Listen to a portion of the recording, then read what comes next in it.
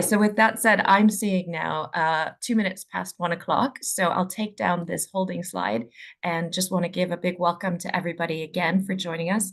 We really appreciate you taking the time to come into this webinar and to join it, but we really hope that you'll also participate as we go. My name is Eileen Burbidge. I'm the Executive Director at Fertifa. We are the most comprehensive reproductive health benefits provider in Europe, and it is such a pleasure. This is like our sort of real celeb webinar here to have Joe Hardwood with us today as well. And before I have Joe introduce themselves, I'm actually going to put up a poll so that that can help maybe steer some of the things that we emphasize, both in your introduction, Joe, but also in some of the topics we're going to talk about, because I just want to ask people to sort of set the scene and have them let us know whether or not the organization that they're at now already has some form of fertility and family forming support in place at their organization. And so then, like I said, based on the answers, because if 100% say they do or 100% say they don't, Joe, I'd love for you to sort of tie that into your intro and why it is that we're so pleased you're with us for the webinar, but maybe what you're hoping to get out of it, if that's okay. Sure, sure. So my name is Joseph Howard. I'm known as a makeup artist, but really I am an artist. I have been gender non-conforming since I was a kid. I didn't have testosterone naturally, so my body was more feminine when I was going through puberty, and I lived pretty much every single day from 14 in a feminine guise until a few years ago. I started to play with an androgynous look where I do a masculine look, but really I lived my life for 20 years feminine. And within my work, I've been doing so many different things within social media. I was one of the first trans people to ever brand themselves on social media. And in 2013 and 14, I entered and won a competition that Simon Cowell created called the U Generation Competition, which was basically America's Got Talent online. It was participating over a year of different challenges and things in an online format. And I became the first ever trans person to win a reality talent show. And since then, I kind of think that the industry that I work in, specifically in beauty, there were so many hurdles that I didn't think was going to be there when I started. There was very much a bias when people perceived you as trans. They didn't think that you had the same value. I was not paid the same as other counterparts in the same field as me. And I decided that I'm going to change the game. So I retrained. I went back to university and developed a biochemistry master's. And learning about biochemistry and learning about my own biochemistry led me to think about fertility. And I think that for me, when I was in my serious relationship, looking into fertility options as a trans person, it was like a minefield because every time I found an answer, there was two more questions, and it was very much important for me to cover this base. To work with a brand like Fertifa was incredible because there's rarely people like me that get the chance to actually speak and say like this went wrong or this didn't go right, and to think about how we can improve things. So I will just do my best. I'll speak from my own experience, but hopefully you guys will like it. I think everyone's going to love it. I'm already loving it. So thank you so much Oh, for being with us. I think you were incredibly modest talking about, everything that you've done from the reality TV show to retraining. Did I read that you actually went through your GCSEs by the time you were how old? What I was did it? them when I was Just no. I started 10? when I was 9. I Unbelievable. went. Yeah, I did everything quite early. I was kind of a Mensa kid, but it was strange because I think like when you are sort of isolated from the rest of the year group, you kind of form your own bubble, which you obviously people can see I live in a sort of like world of my own. And I think sometimes you sort of concentrate your ideas in that way. So I was always kind of like separatist in some ways, but yeah, I was always very academic. Amazing. We're so, so glad and so feel so lucky to have you with us. So really appreciate your time. And again, that of everyone who's joined the webinar and those that might watch it back after it's been recorded. So on that point, I should have probably said this even before the poll and before your intro, just a couple of housekeeping points, if that's all right. So we are using Zoom webinar. That does mean that all the attendees to one another are anonymous. So nobody else as an attendee can see other attendees' names. However, like I mentioned, we are recording this, so do be mindful of when you use the chat function, and when you pose questions in the Q&A box, which we are going to invite you to do probably 20 times as we go through our conversation, because we'd like to hear from you and really engage with everybody else, so that it's not just a one-to-one conversation between Joe and myself, but know that you'll have the option to choose in the Q&A of being anonymous when asking your question, or having your name being identifiable there. So we are wanting to have as much engagement as possible. We don't mind if you decide to do that on an anonymous basis or not, or identifying your name, but we do want you to remember that it's being recorded. And so it's not just about people who are in the webinar right now, today, but also people who might watch it in future. So with those points made, I have set the webinar chat function to be so that everyone can chat with everyone else as well. So it's not just that you can only chat with Joe and myself. And then, of course, there is the Q&A function if you want to ask questions, which hopefully Joe and I will take as we go. So unless there's anything else that you wanted to say before we kicked off, Joe, I would just then recap what the poll results were, because I thought they were actually really interesting. So 39% of people who responded said that they did already have in their workplace fertility and family forming policies in place. 33%, though, so a third of the people, said that they didn't.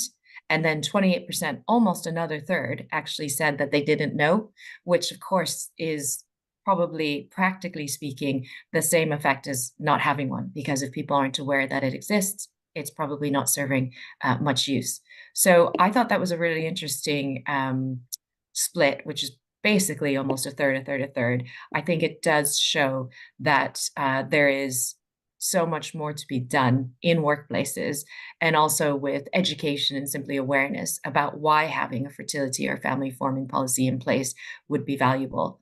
Now, for the third of the attendee, actually it's more than a third, sorry, 39% of attendees and participants here who said that their workplace does already have a policy. I do hope you'll chip in as we go, because the purpose of this is to talk about alternative paths to parenthood, what it looks like for LGBTQ plus individuals, how to implement support that's fully inclusive and really accessible to all LGBTQ plus people. And so while Joe will have their experiences, I'll have my experiences, and also lessons learned from some of our Fertifa clients. We're really hoping, especially the 39% of you who also have policies in place at your workplace, that you'll chip in, either with your lessons learned, the insights that you've gleaned, or the other points that you'd want to make to others who are still thinking about it. So we'll talk about these alternative paths to parenthood, what it can look like, and what support means that's fully inclusive and accessible. I think the first thing I might want to sort of dive into is why it's so important to remove barriers and really make the healthcare accessible to everyone, literally everyone, and how that can reflect companies' commitments to diversity and inclusion. And on this point, again, Joe, you were really modest about your intro, but you have helped so many organizations, large corporates, with their DE&I initiatives. Can you, do you have maybe specific examples, or can you just talk about why you think these types of policies really come part and parcel with DE&I commitments? Sure. Going back to my work in the beauty industry, I noticed that there was very few celebrated leadership roles of people that were trans or gender non-conforming, but there were many makeup artists that I grew up looking up to that were actually doing the campaigns. And I didn't understand why there was an imbalance of representation. And I realized that when I worked in the beauty industry, it broke down to not seeing people that were gender diverse make decisions. When there's no one that looks like you, and this isn't just the intersection of gender or gender identity, when people don't have any representation in those decision-making meetings, you won't see changes in the face of what the business is. And this is going across the board. I've been fortunate enough to work with L'Oreal. I developed a product line with a lady called Jessica Black, and it was all designed around actually makeup techniques that would help the trans community combat gender dysphoria.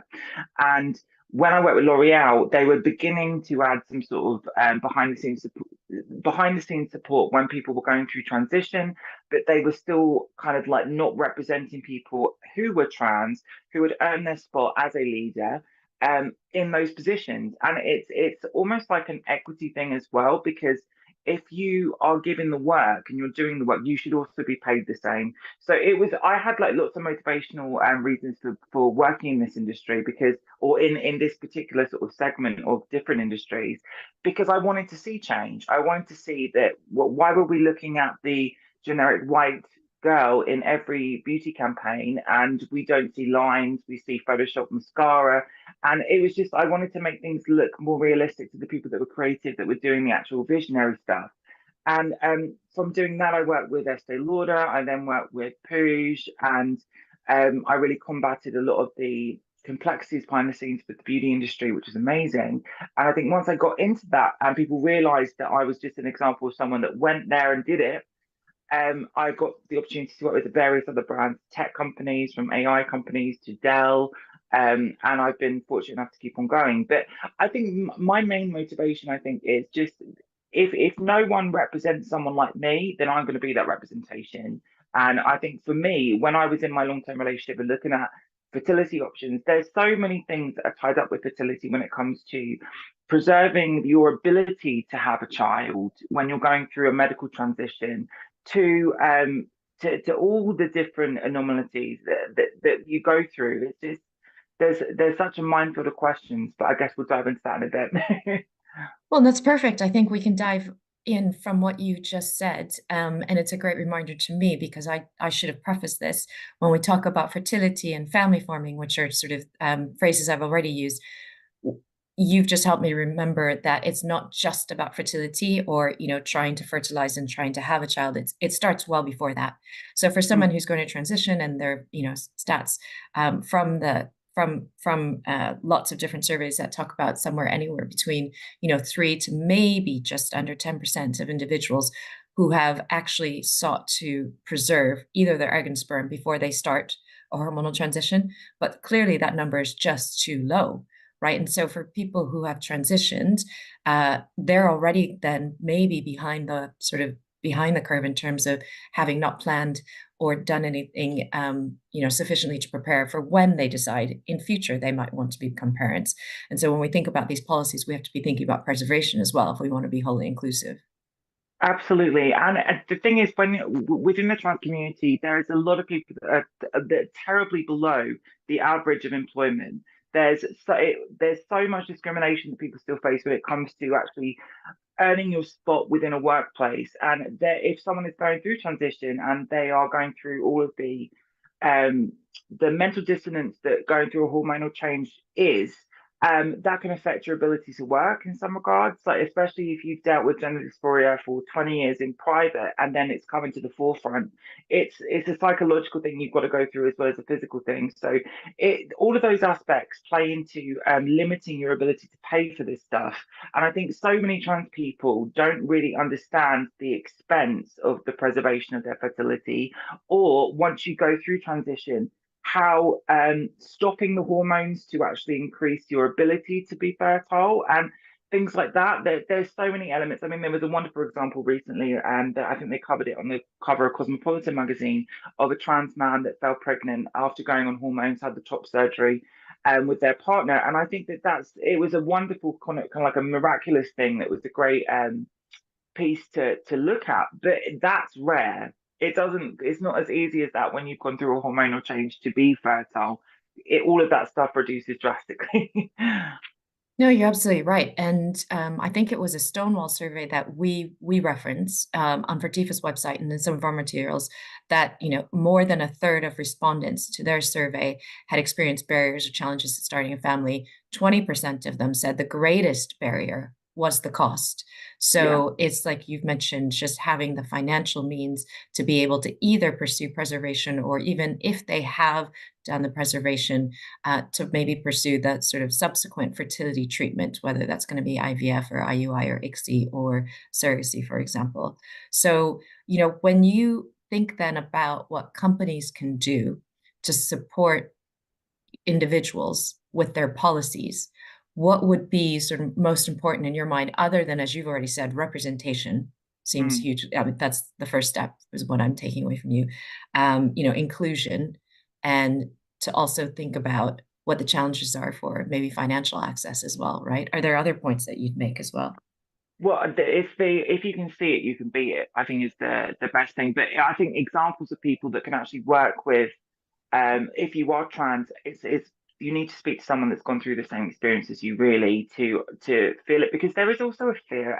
I'm not medically phobic, but some of my family are, and sometimes it's like there is that hurdle to overcome, because people, it's so there's such a lack of information about transition. There's such a lack of research into what causes gender dysphoria. There is such a lack of, people don't even have proper hormone tests before they go through hormonal therapy to transition in this country. It's very difficult to actually get through that barrier, unless you pay for things privately, which is excessively expensive.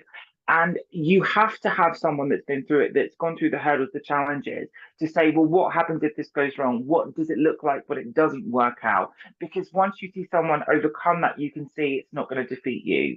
So I think that just having examples and a sort of a voice that represents you is so integral. But also when it comes to the representation of families that are LGBT, who are gender non-conforming or trans, we've seen some great examples in the last, I would say, 10 years of trans people be in the media with families. We never saw this before. And it's a brilliant positive example to people to say, like, look, this is who I am, this is how I am in my life, but I still want to have a family. I still want to have my baby. I want to continue my lineage or whatever. And those examples and profiling those examples are wonderful. And I think it's such a, like, we live in such an incredible time. I've spoken to elder trans people that have been through various procedures that weren't as technically developed as they are today. And there's horror stories that I've been told from, bizarrely, actually, I'll give you a strange anecdote. But my friend, who's called the Glamorous Monique, who's in her later years, shall we say, she'll kill me if I tell you her age. But she was telling me about all of the trans women that transitioned in the early 70s in America, in California. And they used to go to the house that Mrs. Doubtfire was filmed in, and that was the surgeon's house who did all the trans girls. Oh, Anyway, right. Wow. I had no idea. yeah, I've got all the stories, good and bad. I won't share the horror stories, because there's been so many brutal surgery experiences that I've heard about throughout the years, when people, because this surgery is not that old. It's still relatively new. Um, there we go. And so when they were going through that and just thinking about how things have changed from Mm. what they were going through and what you see in the workplace now, do you feel like because now we're starting to see more examples, because people are being a bit more open about it and we're normalizing the conversation, that workplace, really needs to make sure they're covering all of the different pathways? So, for example, hopefully, are there more examples of IVF as well as surrogacy, as well as, preservation now, as well as adoption, and all of those different, how does a company, or how would you advise, say, a corporate client of yours or a company, to make sure that it covers all of these topics? Is it access to experts who will have those examples and for them? Yes, access to experts. Also the psychological side of things, if you are exploring a family, or if someone's in the workplace and they are going through a transition, to have the ability to find psychological assistance or mental health help. That's really important. I know a lot of policies have changed in the last 5 years to actually include some mental health support for people that are going through transition or questioning their gender, just because you don't know what you're going to have to overcome in those environments. You're not sure if someone's going to treat you with the right pronouns. I mean, I come from the old school where I didn't, the pronoun thing was introduced a little bit after I was exploring my gender identity. So I don't care what people call me. As long as you're not being aggressive with it, I can get where you're coming from, and I allow people to make mistakes. But lots of people find it to be affirming when you address them in their chosen identity, which is very important to do. I don't think that the educational piece within companies has been so successful, because there's so many people that are just doing their job because they want to get their paycheck at the end of the day. They're not interested in being educated at work. And sometimes, if you don't see the humanization of someone and you're just being told what to do, it creates actually a resistance to being more um, accepting. And I think just bringing people that are just giving human examples to the forefront is far more beneficial than teaching people you must use the LGBT, you must use your pronouns Sure. in every email, because there are so many people in this world. Some people just want to just get on with their life without being bothered by it, and it's important to include those people in the conversation because you can get on with them just as equally in a different method. So I think the humanization of trans experiences is the best way to do so. No, that makes perfect sense. But it is a bit of a chicken and an egg, right? Because um, you're right that people will just want to get on with things, and if they can't humanize what they're being told or directed to say or words to use, it will actually backfire. But then, Yeah, in order for them to humanize it and relate it to a colleague, for example, because there's probably someone in their workplace that actually does reflect what it is that they're being sort of taught or they're being asked to be more open-minded about, in order for those colleagues then to feel comfortable to present themselves and to be confident about what they really want to um, you know be seen as and how they think of mm-hmm. themselves. You kind of want to make sure that it feels a safe enough space where there's at least some work on education started, right? So Yeah. that makes people feel comfortable to then say that they might identify as part of this group or this type of person that's being described. And then that helps the colleague realize, oh, actually, I never realized, Joe thinks of themselves that way. And that's what humanizes it, for example. And then that's what makes Yes. the education work. So you kind of need all of it going at the same time, I guess, which is not Yeah. very conclusive of me to say, but I'm trying to string that all together. Um, we've actually got somebody who's asked a question, and I'm not sure if this is the right time to take it or not, but I hope you don't mind. I'll ask it to you out loud, Joe. They've asked how you might suggest they best educate their employees about all the different paths and all the different options to parenthood. What would be the best way to do it? And you've already mentioned examples, for example, as one obvious example, but there are other ways. Is it sort of webinars? What other ways can you educate individuals, especially if they're still trying Um, to humanize it? booking me to speak. Obviously, yes. Yes. I think that the best way to show someone that there are different variations of normal in 2024 is through examples, through people that can come in. I mean, I think that again, as you said, it's a chicken and egg thing because there is an interpersonal thing when it comes to learning. Like some people, everyone learns in different ways, and we've adapted so quickly in the media, but we've not adapted within our society to different examples of things working. We've seen everything put in a debate system. So when I remember in 2014 when I started to get asked to go on Good Morning TVs, and they were like, "We're going to put you opposite a right-wing journalist." And I'd be like, "Well, I'm not going to do that when people are eating their cornflakes and debate gender identity. That's a ridiculous thing to do. It's not going to make someone understand who I am or what I'm about. And I'm not a debater. I'm a human being. I've got a career in the beauty industry, and that's who I am. I'm not there to be a pundit. I'm there to be an example if someone needs it, but I'm not. I think it's that to see someone that is there's more similarities in someone than there are differences. We've all got to deal with parents when they're sick. We've all got to pay the phone bill. We've all got to deal with these human life realities. And sometimes I think it just becomes like we're arranged, especially in the era of social media, into groups where you only see either like-minded thinkers through these algorithms, or you see the opposition that's completely indifferent, completely different to you. You don't see the people that are indifferent to the circumstance, that are very much in the middle of it, and probably the majority people are indifferent to things. And I think when you actually give someone as an example, or you show like different examples of um, trans people forming families that have just been like, there's a wonderful couple called Owl and Fox, I think they're called, and Mhm. they're always in the media talking about the fact that they've had two beautiful children, and it's like they're a brilliant example of how this world works. They're just another example of a normal family, but their experience is slightly different. So Yeah. I guess, yeah. No, and I think you make a really good point, which is everyone's experiences are going to be different, and everyone's got a unique pathway and a unique journey, either with a partner, without a partner, going through it themselves or otherwise, and at sort of what stage in their life. And so I guess that's one thing, and this is going to sound like an advert, but I don't mean it that way. When we work with clients at Fertifa, we feel like our team has had the benefit of experience in working with, people who have gone through so many different journeys because we work with so many different companies or workplaces and different types of stakeholders. It's not just in one sector or another. So we have seen individuals doing it on their own. We've seen them doing it as part of a couple. We've seen them doing it, thinking about their preservation as they're transitioning. We've seen them, go through adoption, go through surrogacy, go through IVF, and it's completely different in terms of, the level of both financial sort of outlay that would require, legal advice that might be required, medical testing that might be required, and just sort of where the resources would be that they could rely on.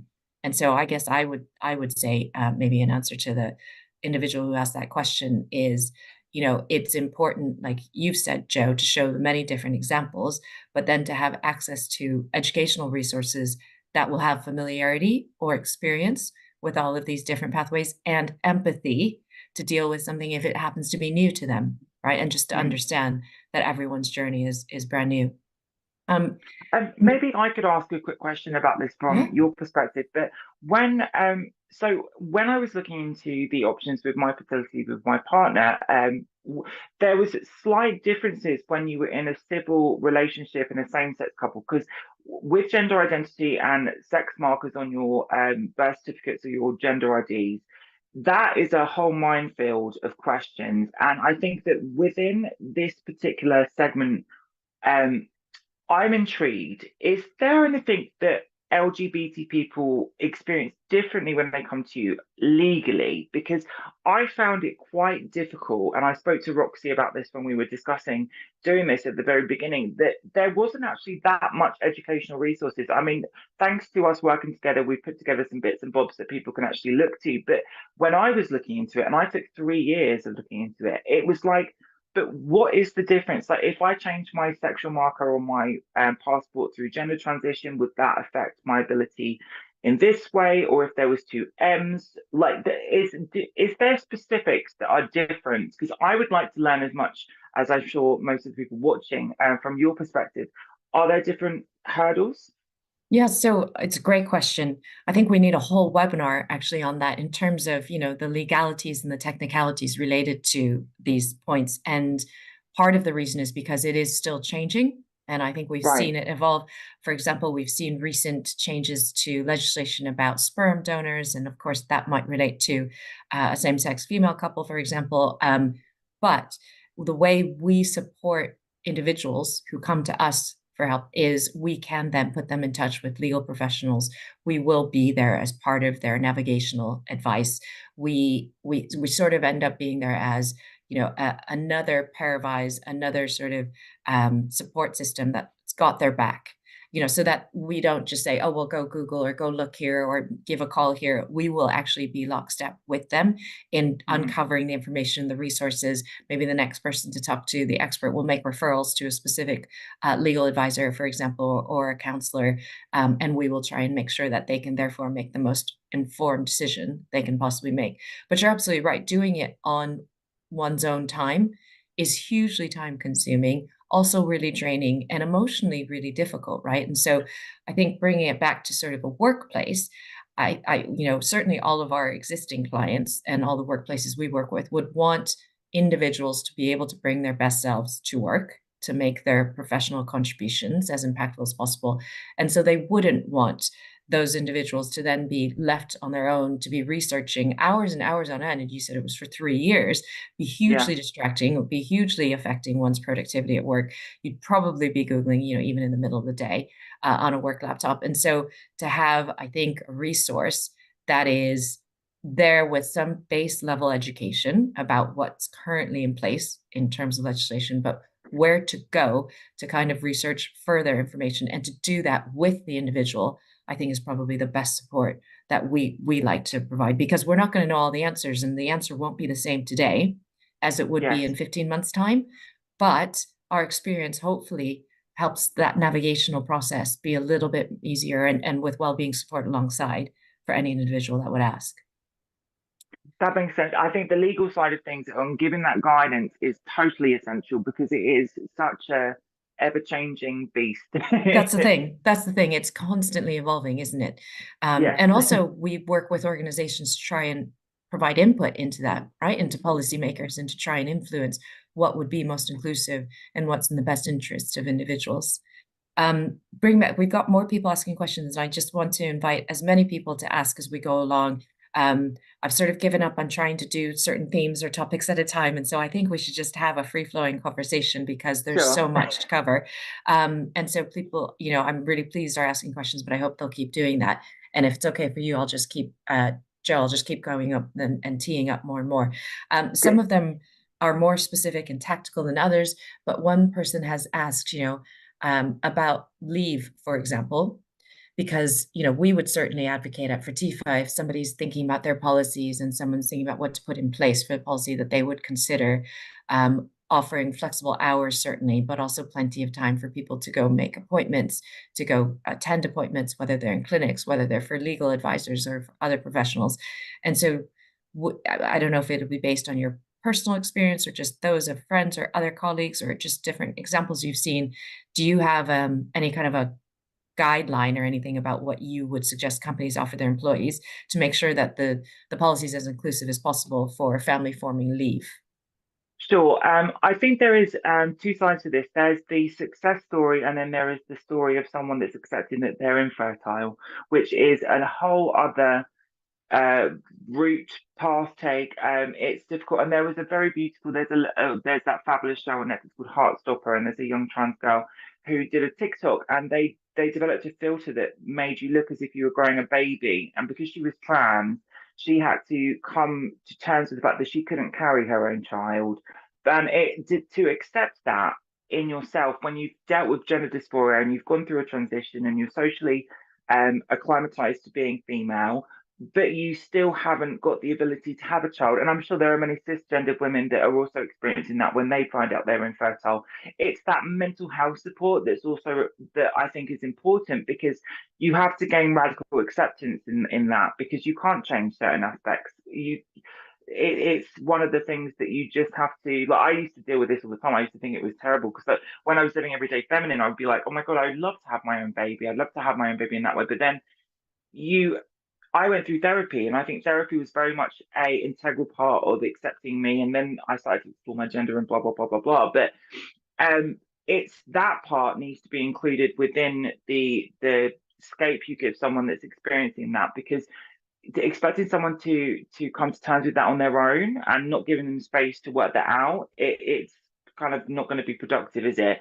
So there's that aspect, but also when you're going through a situation where someone is forming a family through these fertility routes, is just allowing them to be able to be private with that or open with that. It's giving someone the option to discuss whatever they feel comfortable with, not making it into this routine thing, but being flexible within their own experience and just adapting to what they're actually going through. And I guess that's, from my perspective, that's the most helpful things I can think of. No, I think that's right on point. And maybe tying that to a leave policy. I mean, I think what I've heard you say is flexibility is the most important thing. Yeah, And also to be able to listen to the employee about how their journey is going or what route it's going to take. Because like you said, it completely depends on whether or not somebody is quote unquote successfully going through a journey versus unsuccessful versus having to deal with the consequences of some sort of finding or test result. And so therefore listening to what the employee is going through and working with them in terms of what they'll need for leave is probably the best way to go about it. And I'm sure companies will have annual leave that they can already pull from, sick leave. Maybe there's already parental leave or family leave, bereavement leave, for example. Some companies will have pregnancy loss leave already. And so thinking about the best way to construct something for everyone's individual case is probably the right thing. And like you said, it is not just about the medical treatments, or I've mentioned the legal professionals, it's also the mental health, right? And you might right. just need leave for mental health. So thank you for that. There's Another, also the people yeah, that identify as non-binary, which is difficult when you have paternal and maternal leave, because they don't identify with either of those things. So you have to let them give it to you as opposed to of course. give it to them. Yeah, you don't want to mandate something or impose a label on something, do you, in terms of the leave, of what the leave is Yes. for? And actually, the more we're seeing with clients that we work with, it's less maternity or paternity leave, and it's about carer leave, or it could simply be well-being leave, which I Yeah. think is a nice option. So another more specific question from somebody is whether or not um, we would suggest considering adoption policies and adoption leave as part of this type of package or this type of category for leave an area. Personally, I would say yes, but I don't know if you have a different opinion, Joe. I agree. Yeah, Yeah, I think yeah, so. It's because there are different elements to family forming that it's depending on the age of a child with adoption and things. It's still the same experience, isn't it? You're changing 100%. life at home, and it should be given the same respect and time. I agree. I agree. And that's one of the reasons that at Fertifa we talk about it. It's not just fertility, but it's fertility and family forming. So many different ways to form a family these days. And the definition of family is so broad now, and there's many different ways about parenting and about, what a family unit looks like. So yes, we would definitely include adoption in with this. Another tactical point, and again, you brought it up so early on, so I'm grateful for that. But what level of financial support then do you think would you advise companies? My guess is it probably depends on the size of the company, the stage of it, and maybe also what sector it's in. But do you have any advice in terms of what levels of financial support companies or HR professionals should consider if they're going to be offering it as an employer? I think that it depends on what your capacity as a company is. If you're a small company, it's very difficult to do the same thing that a huge corporate brand can do. And I think it's got to be proportionate to what you already offer to the basis. Like if we're including trans people into this discussion of family forming, and you've already got a policy in place that is for a cisgender couple that's having a baby, it should match it. I think that's the best way to start, because I can't predict what you've got to give, and I can't predict what you feel is comfortable within a company for um your situation. It completely is dependent on the company, but if you've already got an in place policy for a cisgendered situation, then it should be the same with a trans person. I love that because, as you mentioned earlier in the top of the webinar, it's about equity, isn't it? We want to be equitable and also to encourage inclusivity sort of across all sectors. So it's not about any disproportionate allocation for anybody. That makes a lot of sense. Thank you. Mm. And so then I wanted to also think about when you mentioned, for example, the mental health aspects and the well-being. And again, I don't mean to dig in to your personal experience if it's not Sure. relevant, but maybe others that you've heard. What do you think would have been most helpful to you in terms of mental health support or well-being, you just general well-being support, when you were going through your discovery, your learning process, or just trying to navigate things? So I come from quite a conservative background. My mum's family were kind of charity people, and we didn't really discuss mental health in an open way. And I think I grew up not really. I was always the person. I'm unfiltered, as probably many people can see on this discussion. But I didn't have the words to use to explain what I was feeling. And I think that sometimes when you don't know what to do, you live in this sort of a stagnant state where you don't know how to process things, you don't know how to articulate things, and it's going to lead to an unproductive person. Once I discovered, I actually went through a traumatizing experience, which I won't go into, but I was recommended to speak to a counselor about it. And I was like, oh my God, I'm not going to speak to a counselor, I'll speak to my friend or whatever. But I went to a fabulous counselor, and to have someone objectively see me that wasn't tied to me, didn't have a personal relationship with me, and see things from a bird's eye perspective and feed it back to me changed how I saw things. And I was like, well, that happens and that wasn't right. And this, I feel like that, and that's not right. Or it just allows you space to realize everything. And I think that some people just don't, they have the same experience as me. They come from a family that they don't talk about mental well-being.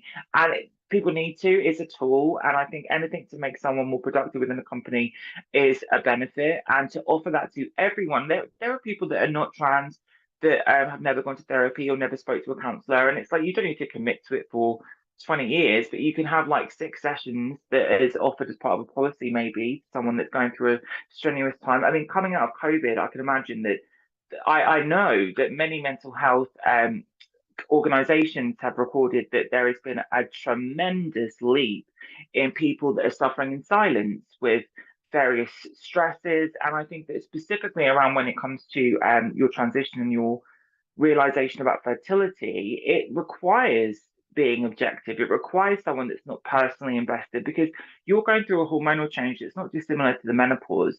And it's like, when you're going through that medical transition, how can you see how you're changing when you're experiencing the change? You have to have someone. So it's I think it should be an essential offer to support people, particularly trans. But if you are not, if in any circumstance, I think everyone should have the access to do. I think it should be introduced as a mandatory thing within all companies, particularly because COVID and the lockdown had such a shocking effect on so many people's lives, and we're seeing the aftermath of it at the moment, I think. So yeah. Yeah, no, I think, and you've kind of said two words that I wrote down, but it's access to, isn't it? And I love that you think it should be mandatory to have access to. I couldn't agree more. But people, really benefit from having someone to speak to who maybe isn't emotionally invested in the journey, but can give them that bird's eye view, as you mentioned. So yeah, it is the access that's really, really key. And then thinking about that, back to something else you said earlier about examples, and then just the offer of somebody to help as well. I wonder if in the partnerships that you had with corporates, if you saw a lot of success and engagement from, say, LGBTQ networks or employee networks and employee groups that those companies might have had. Is that something that you'd recommend then companies sort of initiating if they haven't already, and how to go about doing that? Absolutely. I mean, I did an ERG with Estee Lauder, which was fantastic. A lot of their LGBT and well, a lot of actually their brand directors were LGBT, and it was amazing that they didn't have a sort of intern network where they could discuss with each other like specific issues that were relating to being gay or lesbian or non-binary or whatnot. And I think when I worked with Dell, they had a fantastic interworking network that was sort of like an LGBT resource where you could access not just information about what to experience if you are starting your transition, or if you've just come out as a gay person, where are there things that you can do? Or it's not the rainbow washing that we see with corporate stuff over pride, which I find to be quite silly sometimes, because I think like when you're parading around pride events with these huge logos, but you actually don't pay the LGBT people that you're employing to be decorative, the same as the people that are running the show. It doesn't make any sense. It's got to be something that's got tangible change. And if you have access to people like you, and you all go through the same sort of experience, whether it's discrimination or it's just someone's got a funny opinion about it, whatever the situation, the level of it is, seeing someone that's like you and speaking to them about it in the same situation will allow you to work out a strategy to combat it in future. And I think it's also it can be sometimes like a safety net when you have an interworking network of LGBT people, because you it's hard sometimes for people to understand all the complexities, like in every intersection, whether you're black from a white person's perspective, or if you're gay from a straight person's perspective. To have someone that's like you, that understands your inner workings more intimately, is beneficial, I think. So definitely, they're so useful. Yeah, employee networks, brilliant. I love that. And also, of course, not just an LGBT network, but there could also be networks then specifically related to family forming or Yes. potentially preservation, or actually navigating sort of legal topics like these, as another example. Um, I had promised you, Joan, nobody else would have heard this because it was before we sort of opened it up to everyone else, that I usually try to keep these to about 45 minutes because I know how precious, you've alluded to post-COVID world as well, if getting a few minutes back before people's next call or the next top of the hour is. So I'm probably going to look to wrap up now. But I didn't know if there was anything else that you were hoping we'd get a chance to talk to. You were waiting for a question to come in, maybe from another participant, or anything else that you wanted to emphasize. Otherwise, I'm counting them, and I usually try to keep things to like 3 or 4 key points, but I'm already up to 6. So I don't know if you had anything else you want to add before I kind of go through my recap. I think the thing that I think I like people to take away from understanding about trans people is there is so much about this ephemeral idea of gender identity. It's something that we think in our minds, but there is actually a chemical imbalance component that is never brought up in these discussions, which I think is really integral to talk about. I won't go into it in great detail, but there are so many people within this culture in this time that are born chemically intersex, which means that they don't have the neutral levels that we would assume that a cisgender man or woman would be. That can form in so many different things. And there's also things that contribute to this, like polycystic ovary syndrome. There are lots of different fertility related ailments that are going on rampantly at the moment, whether it's from our food, whether it's just genetic, whatever's going on. There's a lot more than we've documented before. And to understand some of that is like going into a whole encyclopedia of information that you have to really commit to learning, and it's very complex for people. So instead of focusing on, I think, the chemical and the aspect side of it that I look at and I'm interested in, it's always about the human side of things, because we all have to go through different experiences, we all have to go through different individual problems, and it's when you see someone that's relatable and you see someone that's gone through it and has actual lived experience of the situation, I think it hits home a lot more. And I think that that's just the thing that I would end it on. It's just everyone is complex and individual, and I think that it's so important that we see those individuals speak. So I want to say thank you for giving me the opportunity to talk about this, because people think I'm just a silly makeup artist, but it's something that's so passionate for me, and I to be respected by you is amazing, and I really appreciate having the opportunity to be Oh my here. gosh. I mean, we're the ones that are so honored. So thank you for that. And I love that. That's where you've ended on sort of, everyone's got their own, everyone's human, and everyone has their human challenges, their human journeys. I think that is where I would end things. I'd just pick out a few of the other things that we talked about. And it's actually come full circle, because the first thing you helped me realize is, even though we titled this webinar about fertility and family forming policies, that leads people to probably too narrowly think about things like IVF, about adoption, about surrogacy. And it includes so many different topics, including preservation, for example, egg freezing, sperm freezing, and anything that people might go through before they start hormonal transition. And then your point that a lot of trans individuals will be starting from hormonal differences or imbalances as compared to cisgendered individuals as well. So we have to bear that all in mind. And just talking about fertility and family forming, it's a much bigger topic. The second point, therefore, is that policies, if we're talking about that for workplaces, do just need to be flexible. They need to be flexible, they need to be equitable, they should be in proportion not only to the business, the size, the stage, but also to the other existing policies that are in place for cis individuals. And then there need to be relatable to human examples, would be the third point. And like you said, you can't do or achieve what you can't see. Part of maybe making human examples or bringing them to life are employee networks, and the opportunity to try and actually bring experts to the fore, or to work with organizations, whether it's Fertifa or somebody else that's in the sector. Finally, two more points, but one is that can't overlook the financial situation and the financial kind of assets that are required, or the support that can be lent.